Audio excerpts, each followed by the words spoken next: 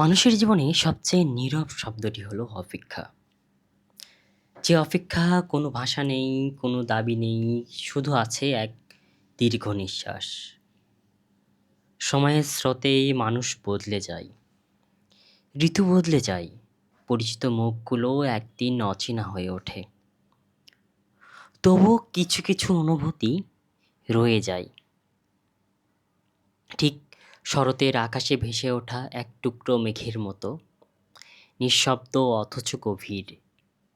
কিছু সম্পর্ক শেষ হয় না বিদায়ে, শেষ হয় অবহেলায়। কিছু স্বপ্ন ভাঙে না, ঝরে যায়, ভেঙে যায় প্রিয় মানুষের নীরবতায়।